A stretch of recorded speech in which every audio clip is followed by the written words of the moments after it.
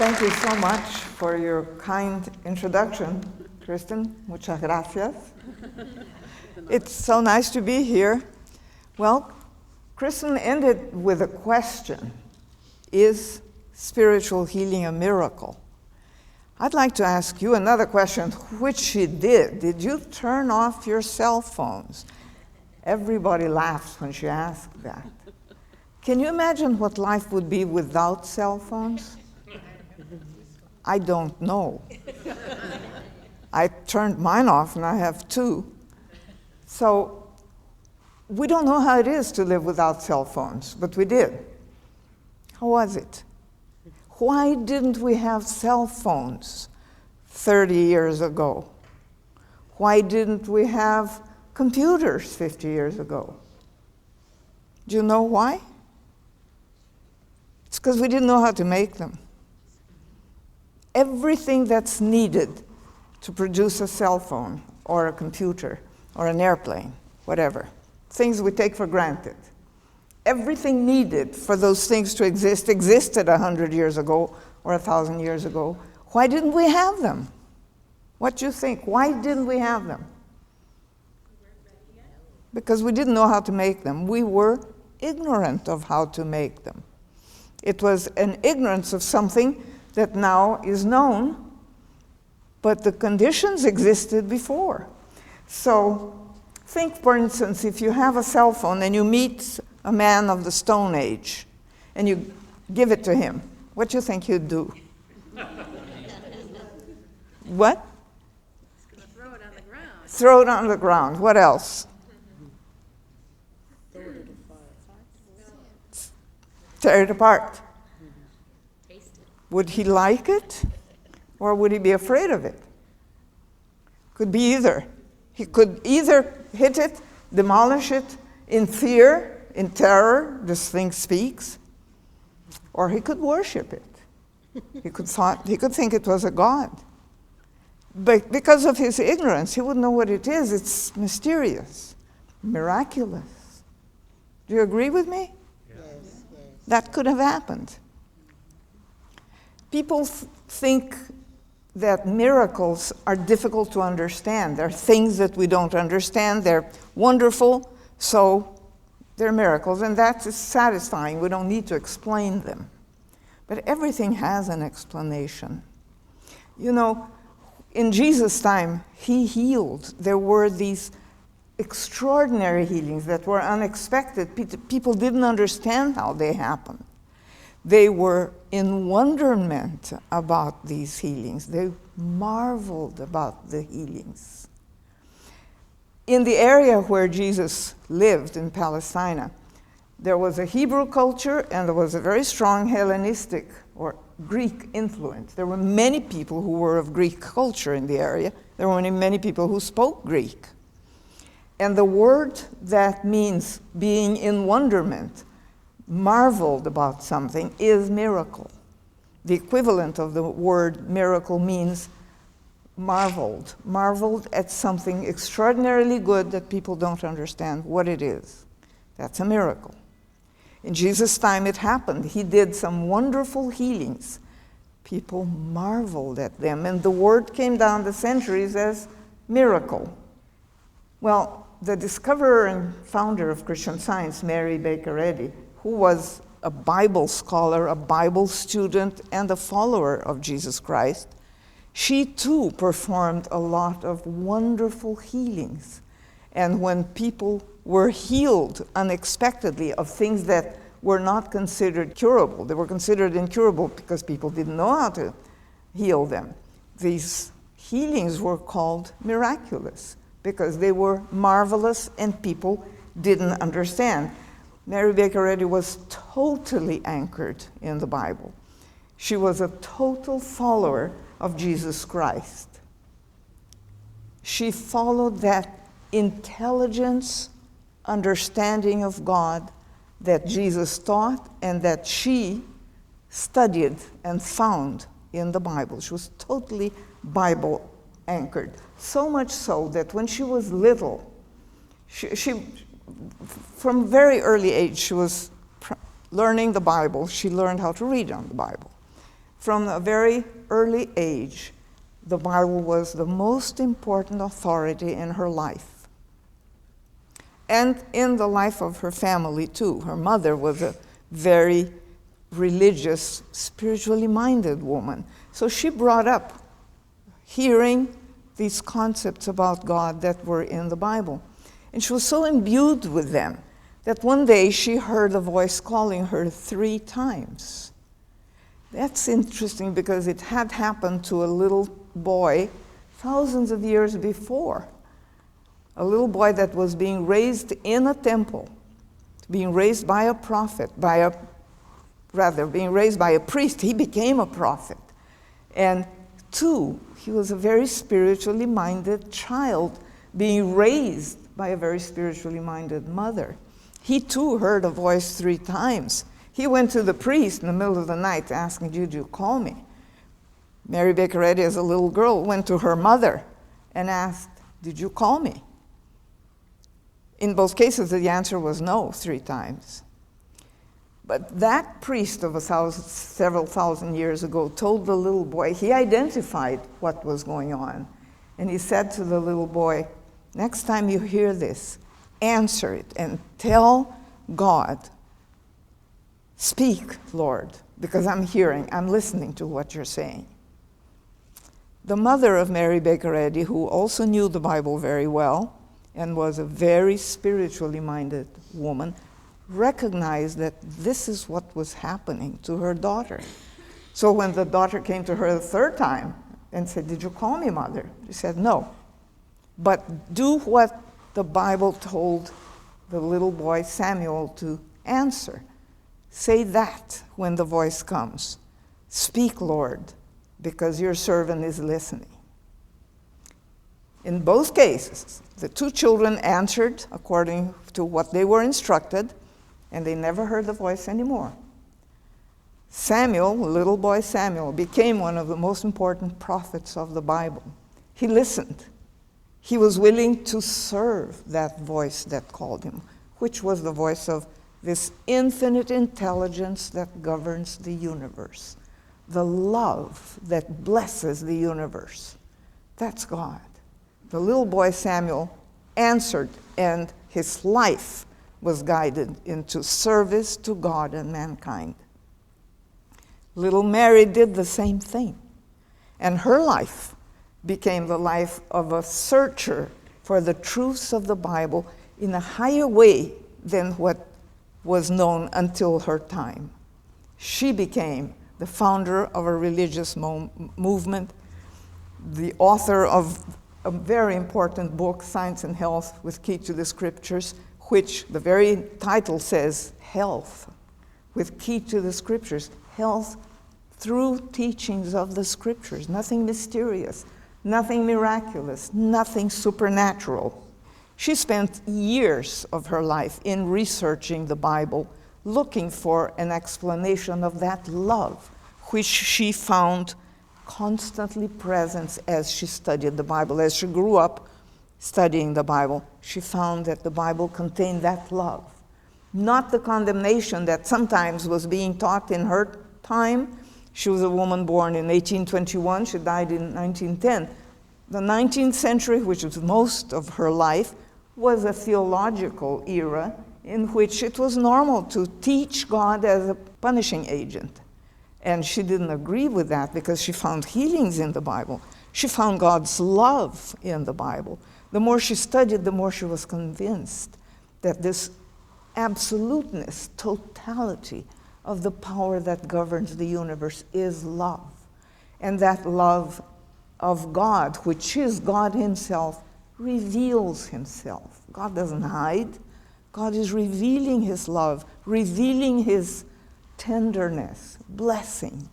The more she looked, the more she studied, the more that was confirmed to her. And along the way, she was restored to health many times, and there were others that were restored to health. So she knew she was on the right track. I'll tell you one episode of her life, which I like very much. And to me, it defines the character of this woman. It defines what she was like. And this happened in her life later. It was in the 1880s. She was living in Boston. She was already the leader of a very important religious movement. And there was a church, she had students, and she went with one of her students who used to help her. She went to a store to buy some piece of furniture, something she needed for her house. She got there with a student and was met and helped by a man, a salesman, who had a big bandage over his eye. Obviously, he had some kind of a problem. They talked with him. The man was very helpful with the pieces of furniture that they were buying. Apparently, it was chairs. And then the two women left. Once they were out of the store, the student asked Mary Baker Eddy, "Why were you so unattentive to this man? He was so kind. He was showing all the furniture and all the merchandise that was available to us, and you didn't pay attention. I did all by myself." Do you know what she said? She said, "How could I think of chairs when that man was suffering?" To me, that defines Mary Baker Eddy. She could not stand human suffering. And she felt that needed attention and that suffering had to stop. Forget the chairs. The woman bought the chairs. The following day, the student went back to the same store to finalize the transaction. And the same man came to her, no longer wearing a bandage. So they finalized the business, the purchase of the chairs. And the man said to her, "Who is that woman that came with you yesterday? I had an abscess on one eye, and after she left, I took the bandage off and it disappeared." Wow. He was completely healed. Well, she was busy with him, not with the chairs. How can I think of chairs when that man was suffering? That defines her thought. His question remains, who is that woman? We need to know who she is. We cannot be kept in ignorance of who she is and cannot allow the world to be kept in ignorance about who she is. Mary Baker Eddy found the intelligent logic of the Bible.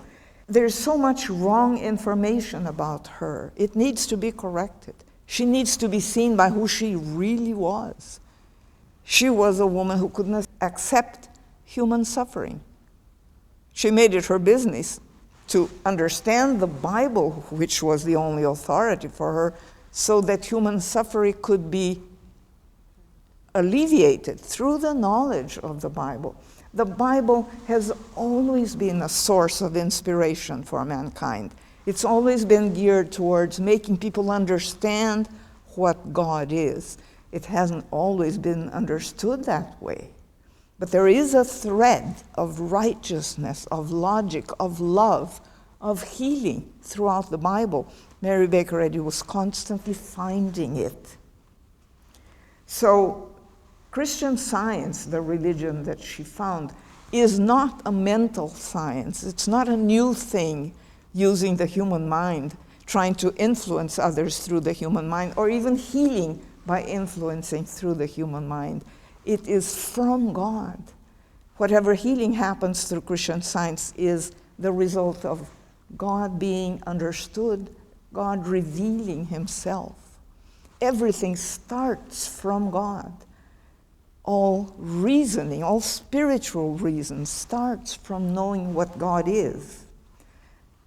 As I said before, she was totally anchored in the Bible, and the whole Bible is the story or the history of the development of human thought in its higher and advanced and progressive understanding of God.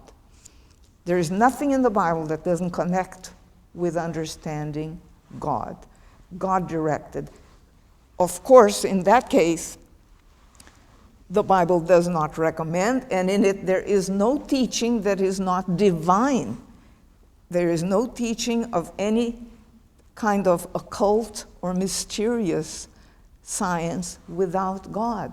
The Bible doesn't approve of it. Of thousands of years ago, you read in the book of Deuteronomy, which was written several thousand years before the New Testament, it says, "There shall not be found among you anyone that maketh his son or his daughter to pass through the fire, or that uses divination, or an observer of times, or an enchanter, or a witch. For all that do these things are an abomination unto the Lord." So all these mysterious things are not approved by the Bible. At the end it says, at the end of that series of recommendations, "Thou shalt be perfect with the Lord thy God." Being perfect with God does not include mysterious things. It doesn't include miracles.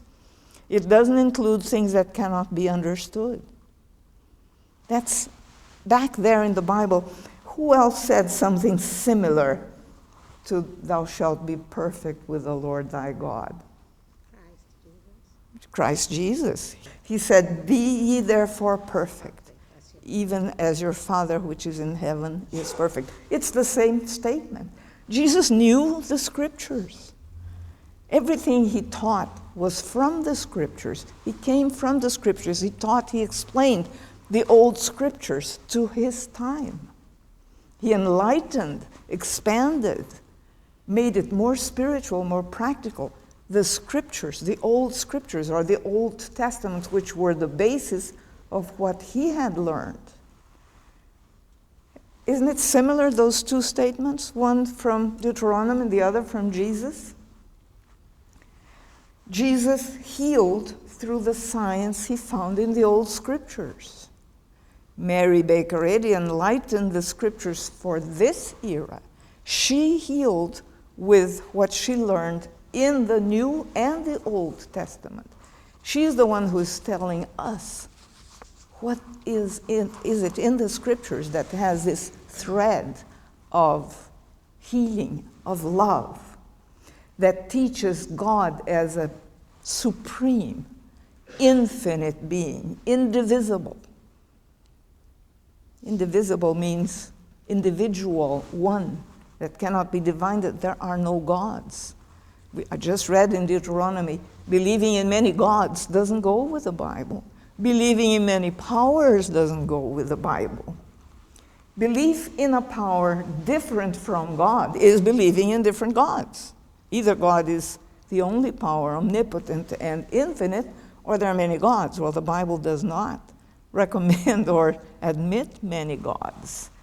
So believing that there is a power apart from God is a superstition that generates fear. Superstition always generates fear. Is superstition something ancient? What you think? Yes. Do you think it's ancient? Well, I'll tell you what. I live in Boston. I live in a high-rise building. It has 18 floors in a very nice neighborhood. My building, if you look at the number of at description of the people who have condos there, most of them are PhDs. They are people of the highest level of activity and education. They are philanthropists. They are people who are involved in charities. There are doctors. There are attorneys. There are professionals of very high caliber. Most of the people that live in my building has a very high degree of education and activity. But we don't have a 13th floor. And why not? Because the building is a condominium, and once in a while somebody's selling their unit, and that's not a good marketing thing. There are people who don't buy into the 13th floor. That's not ancient superstition, it's modern superstition. It is based on fear. Fear of things that don't exist. Jesus knew a science from the Scriptures. He never looked at the old Scriptures as a source of beliefs or of superstition. Actually, in Christian Science, we learn to understand God. Believing in God is good, but it's not enough. It's understanding God that restores harmony. In Jesus' time, it was a culture, the way people lived, what they believed in and what they thought. It was part of the culture, and religion and culture go together. One day, Jesus is going by with his disciples, and they run into a man that had been born blind. Have you heard of that story? Is anybody here who has never heard that story? You have. He runs into this guy who was blind from his birth. His disciples immediately asked their master, who sinned, this man or his parents, that he was born blind? Well, that was not a valid question. It was a cultural thing. They were taught to believe that if somebody had a problem, they needed somebody to blame, or they needed to find a cause. Today, people would look for genetical causes. Theologically, they would look who did something wrong so they could punish somebody. None of those things bothered Jesus. He said, no, not at all. That's not what we need to ask. He said, it's so that the works of my Father can be understood.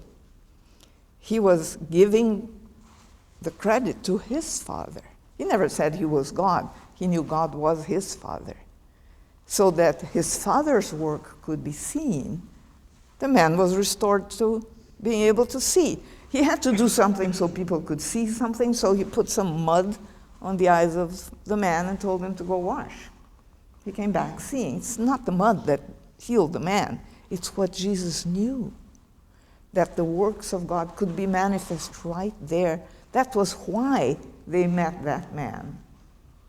And the questions from the disciples were wrong questions.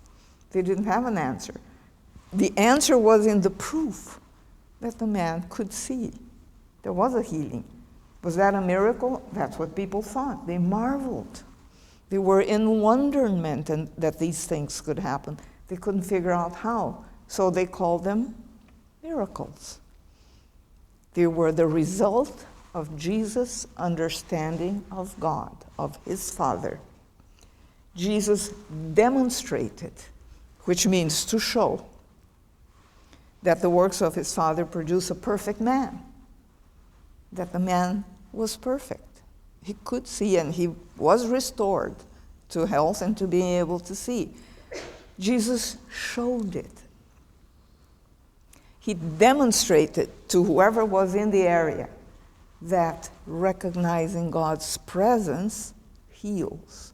You can only demonstrate something that already exists. Demonstration is always a demonstration of something that was there before and needs to be shown. You cannot demonstrate a miracle. A miracle is never demonstrating something. It's an illusion. But healing, when you turn to God and realize God's love, is not an illusion. It shows the works of God. This is what happened on that occasion. Now, Jesus is no longer here, but we didn't lose what he taught. What he taught has remained with us. The ideas, the teaching, the power of that love has stayed and is speaking to human consciousness down the centuries, speaking to each one of us. That power that is speaking to human consciousness, saying, all is well, all is harmony, recognize it, see this. That power is the Christ. The Christ didn't disappear, didn't go away. It has always been speaking to human consciousness, and the highest expression of it was in Christ Jesus. He demonstrated the Christ better than anybody else, but that Christ is speaking to each one of us today. Mary Baker Eddy understood the ever coming of the Christ. In her book, Science and Health, there's a passage where she talks about spiritual healing as an awakening to the reality of God's presence. She had proved it so many times in her own life, even being healed of an accident in which she injured her spine and was supposed not to be able to walk anymore. And in a glimpse of understanding the spiritual reality of God's presence, she was restored to health and was determined to be able to explain that healing and make it available to mankind, and she did.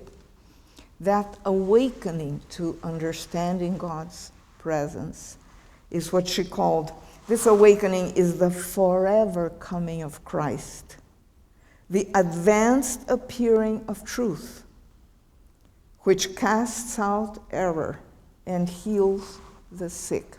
What is this error? It's the supposition that life is in matter, limited, perishable, vulnerable. That's not how Jesus saw man, and as she gained a better trust in that fact, it became something that she could do intelligently and teach intelligence as Jesus had done it. Mary Baker Eddy did not accept things just by believing. She had to go for the understanding of it. And she spent years studying more of the Bible in order to be able to give mankind an understanding of that Christ speaking to consciousness forever. Was Jesus well understood in his time? No. No, people did all kinds of things. They even laughed at him. There is one case when he healed the daughter of a ruler of the synagogue, a little girl. The ruler of the synagogue, an important man, went to him in humility and asked him, "Can you come and heal my daughter?" He did. He went there. But when he got there, they said the girl had already died. And he said to the people, she's not dead, she's just sleeping. He knew that life cannot be extinguished. That's why he said, she's not dead, she's sleeping. What did they do to him? They laughed him to scorn. They ridiculed what he had said. Do you remember that part in the Bible? They laughed him to scorn.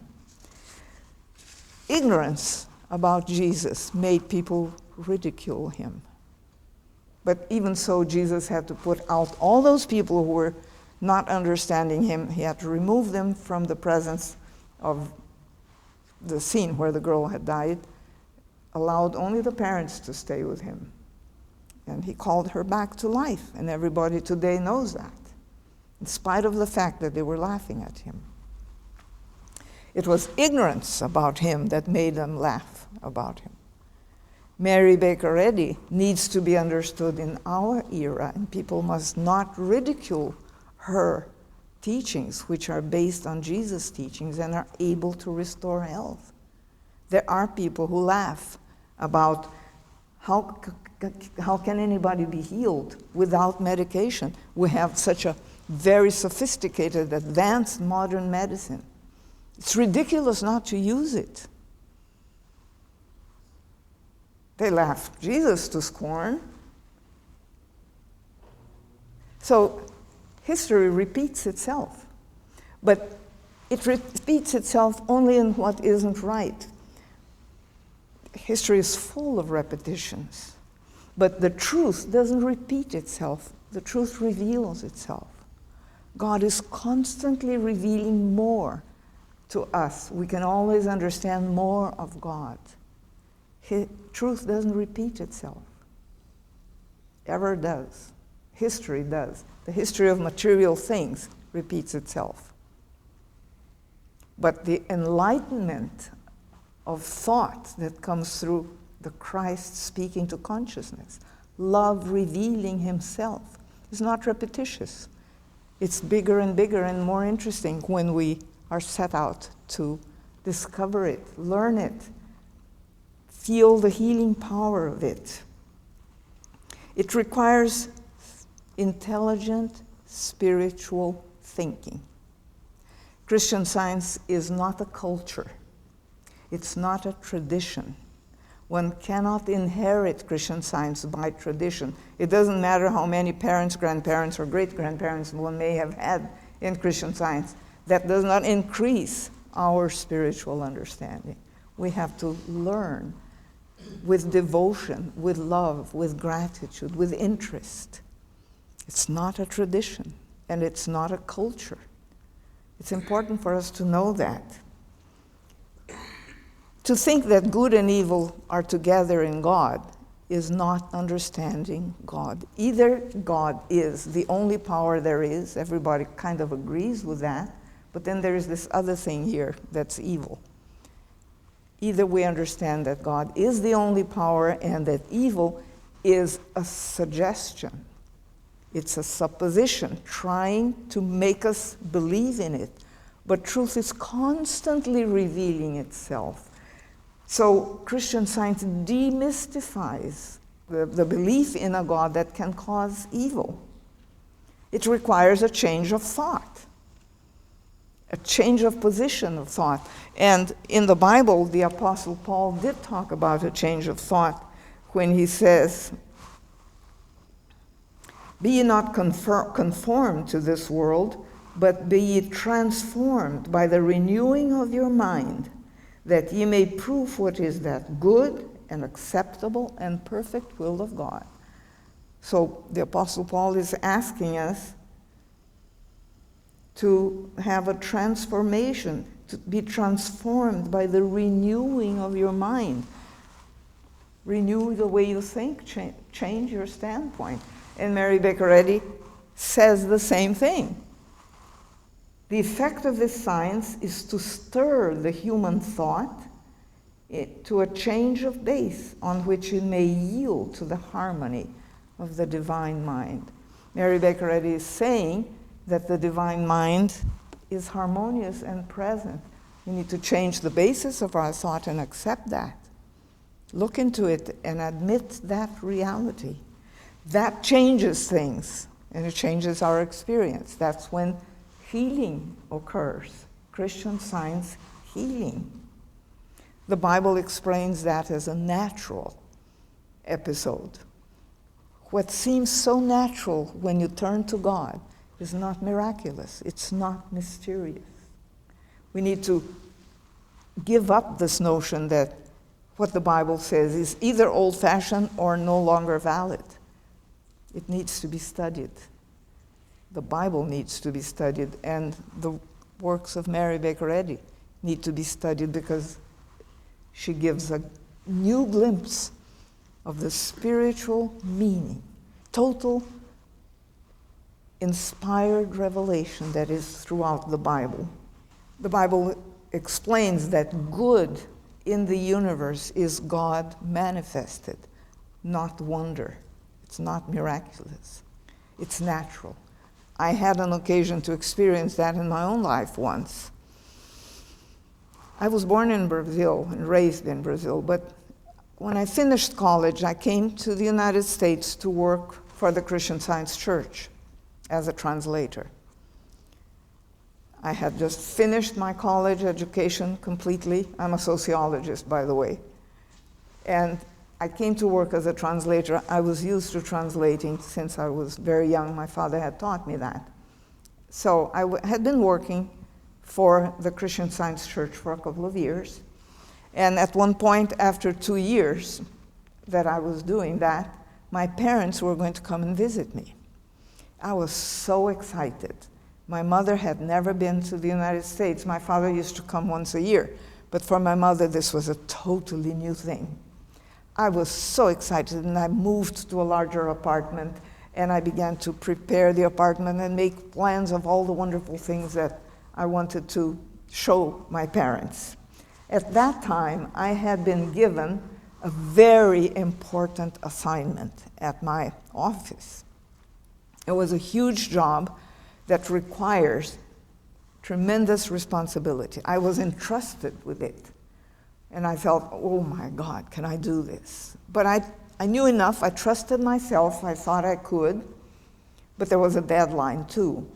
And between the hugeness of that responsibility and having to get ready for my parents' visit, I was quite overwhelmed. A week before my parents arrived, I became very ill. I was desperate because I needed to work so many hours a day. I was taking work home, working after dinner every night in order to meet that deadline. And I loved what I was doing. I was the first one interested in getting that done.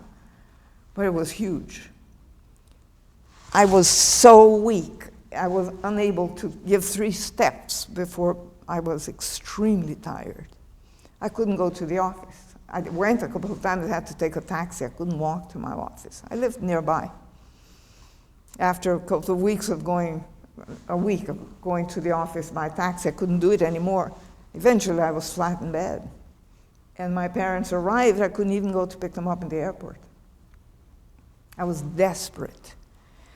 What I didn't put into the account was my mother wanted me to go home. In her thought, she came to pick me up. I wasn't ready for that. I was loving what I was doing. I could see the world in front of me. I loved my work. I wanted to fulfill it. I was not interested in going back home. I didn't want to be a sociologist. I wanted to work with this wonderful science of Christianity that Mary Baker Eddy gave to the world. That was the only thing I was interested in. And here I was unable to walk or to stand or to take care of myself in anything. So all the dreams I had of entertaining my parents transformed in them nursing me. And that lasted for over a couple of months. So I got weaker and weaker and weaker. And I felt this desperation of my mother to take me home. On my mother's side of the family, her brothers, and they were kind of influencing her. It's ridiculous to think that your daughter is going to be healed that way with no treatment. That's ridiculous. You can't do that. My father was a wonderful student of Mrs. Eddy's work. He was supporting me with all his heart.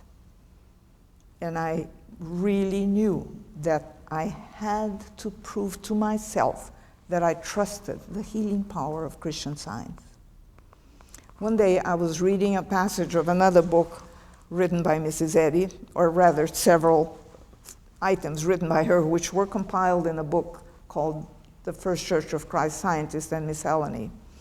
There's a passage there that says, "There is no condition, be it ever so severe, where love hasn't been before thee, and its tender lesson is not awaiting thee." The only thing I got out of that was tender lesson. I knew there was a lesson there that I needed to learn. It was a tender lesson. One of the things that was really blocking my thought was a colleague who worked with me in that office, to whom I owed a lot. I learned Spanish with her. I came to the States, I didn't speak Spanish. I learned because of this woman. She was from Chile. She told me I could learn quickly, and she began to teach me and correct me and encourage me. A year later, I was speaking Spanish. I owe it to her. So I had a great sense of gratitude and friendship towards this woman. And when she found out that I was having trouble, she went to see me, and she said, "They say it's very hard to heal a Christian Scientist." That didn't help me. What is it that can make somebody say that? It's accepting a condemnation against the healing power of Christian Science. We have to reverse that. And I knew immediately, the first thing that came to my thought was a counter thought was, Christian Science heals. I've known it all my life. I've seen it, I've experienced it, I've witnessed it. Christian Science heals. I'm not going to swallow that. That startled me, the strength with which I thought that. And immediately another thought came to me. I am having the best treatment in the world. I'm having Christian Science treatment. And I trust it. And I'm going to be healed because I'm having Christian Science treatment. And that is solid. That is important. That is effective. It's not ethereal. It's nothing that people can laugh and saying it's insufficient. It's the most important, the best kind of treatment available in the earth. When I came to that thought, that's when I found that passage about the tender lesson. And it was like a big weight fell off my shoulder. I've lost the feeling that I was responsible for that project and I wasn't being able to do it. I was responsible for entertaining my parents. I was responsible to prove to my mother that I was going to be healed in Christian Science. That whole thing dropped, and I felt that tender lesson, that love that it says that hasn't been before thee. Love had already been there before me. Love had already filled that space for me.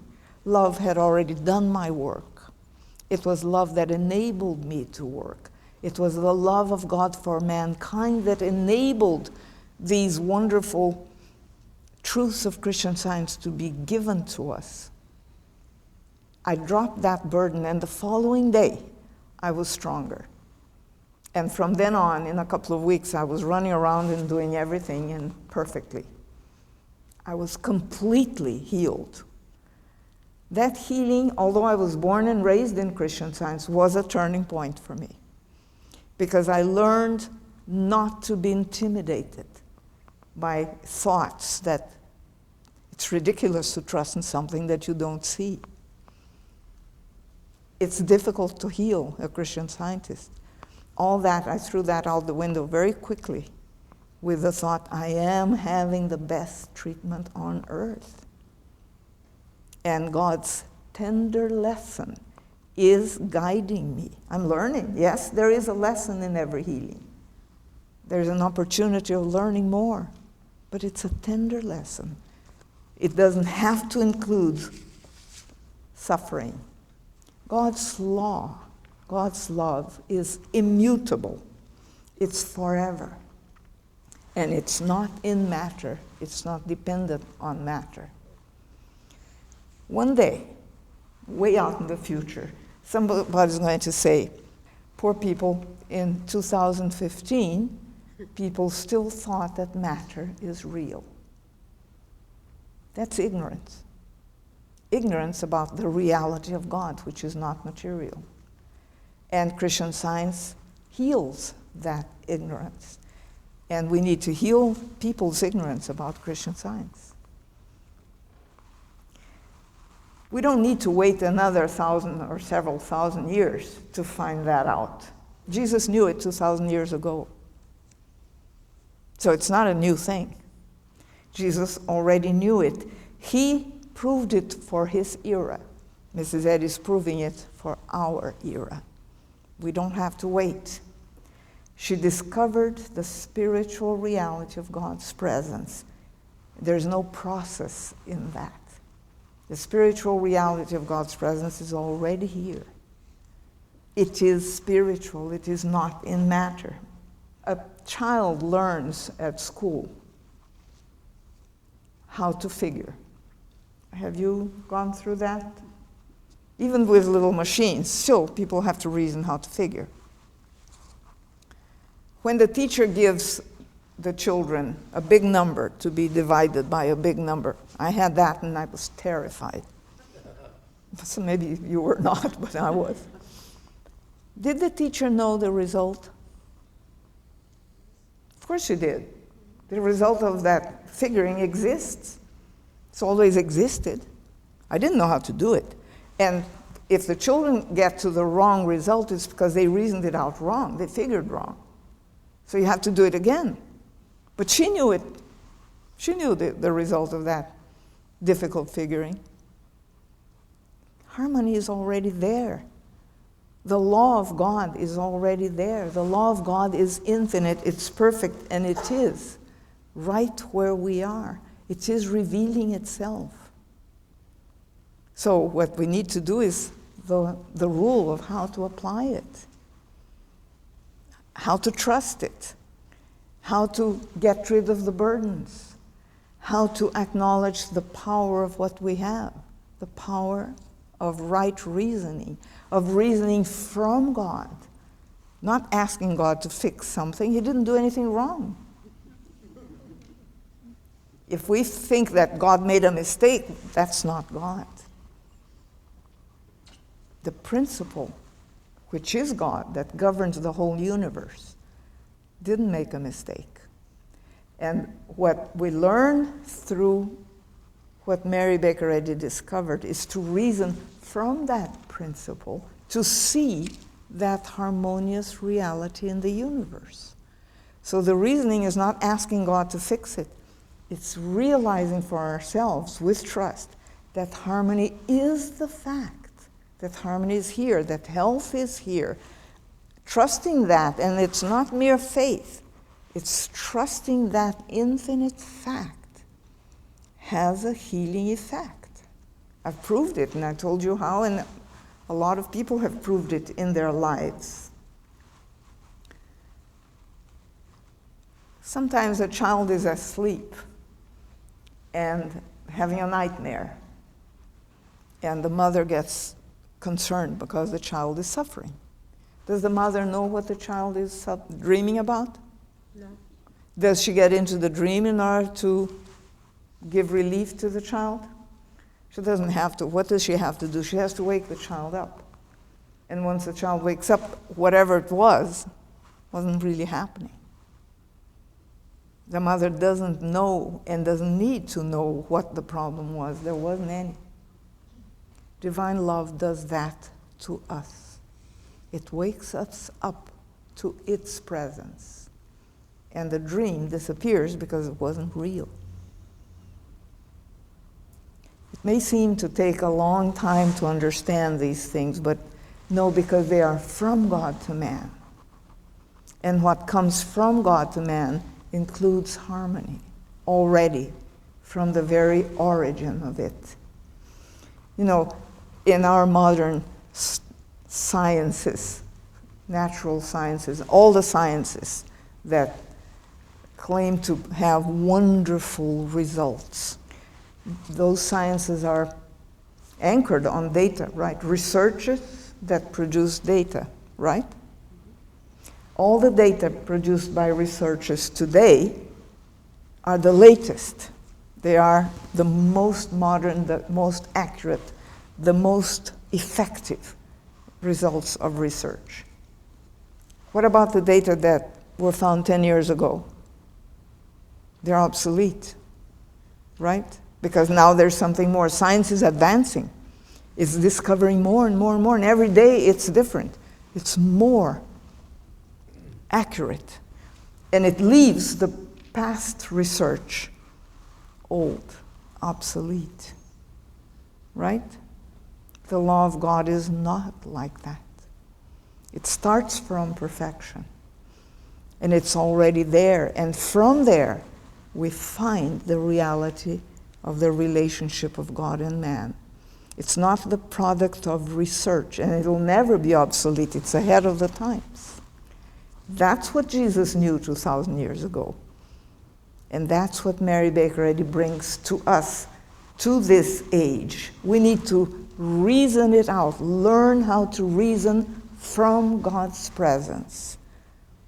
Not going up to God. God is right here, not up there. And when we learn to reason from God, we find something immutable that Jesus knew. That's not a miracle. That's not a mystery. It's not enchanted. It's not a mental science. It's not a mental influence. It's from God. And it's available to anyone. And it doesn't require a high level of culture, of education, or intellectual knowledge. It's already there. It's the divine revelation of God's presence that the Christ is constantly showing to human consciousness. It's not the human mind producing miracles. It's the opposite. It's the natural, infinite presence of God revealing itself. There are so many instances throughout the Bible and throughout the life of Mary Baker Eddy that prove it. So we need to be aware of who is Mary Baker Eddy. Remove the misunderstandings about her, the ignorance about her. Ignorance is a mistake in itself. And how can that be done? By getting to know her, reading what she wrote. The effect is healing, is restoring its harmony. Mary Baker Eddy is an enlightenment of what Jesus taught. She's totally based, totally following Jesus. She needs to be known correctly. Ignorance, misunderstanding about her, calling her the leader of a cult, is not founded on truth. It's not a matter of reading only what others wrote about her, it's reading what she wrote. So I would like you to go out tonight thinking of this. And these are her words. The miracle of grace is no miracle to love. Thank you.